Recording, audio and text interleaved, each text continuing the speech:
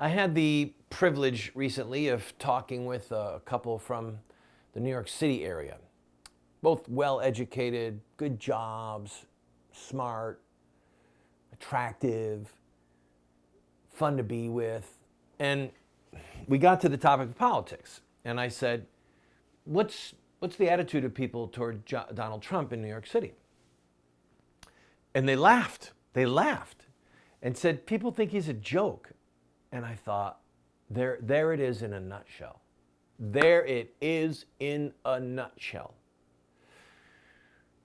My wife then told a story about the Nebraskan millionaire who went to New York and had a $100,000 tricked out truck. This is a true story.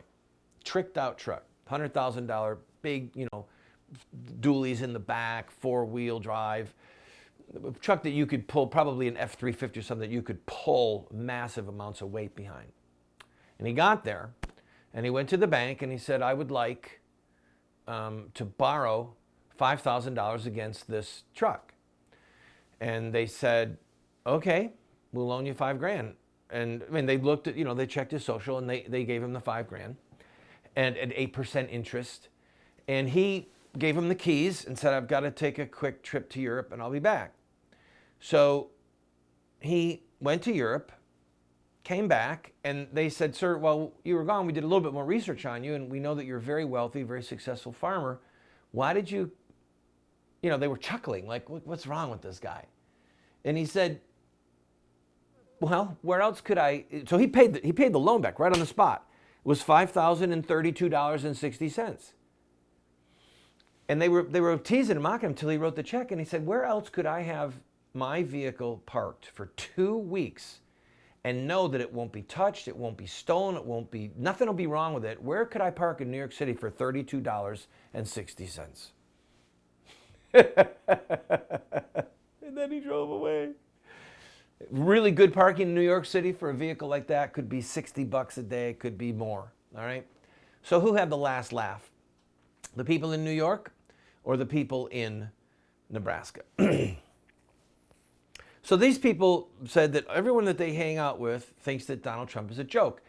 And my mind went back to the story of a journalist who, after 1972, the election of 72, when Richard Nixon trounced George McGovern, the journalist said, I can't understand this. Everyone I know voted for George McGovern.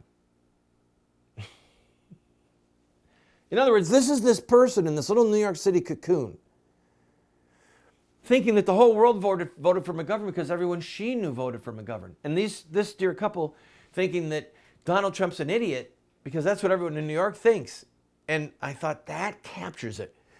The people in New York, and let's just whittle it down a little bit. New York City is the hinge for economics and for media. D.C. is the hinge for political power, and Los Angeles is the hinge for entertainment power. Now, New York and LA have a little thing going on with entertainment, but most high-powered entertainment is based in Los Angeles, okay? So those are the three major hinges that America swings on. Most of us don't live in New York, we don't live in D.C., and we don't live in Los Angeles. And oh, guess what? We've had it with the nightly news. We've had it with the media people. We've had it with the political people in Washington, D.C., and we're disgusted by the Los Angeles entertainment people, okay? But they are in such a cocoon, and they have so much speed and energy and money and flash and pizzazz, and who's walking down the aisle right now in the latest fashion and shoes, and what's the latest gadget, and did you get your iWatch, and blah, blah, blah. They're in a delusion. They're actually in a delusion, and they don't know it. Mark these words. When somebody is in a fortress of ignorance that is defended by a moat and a great wall of arrogance,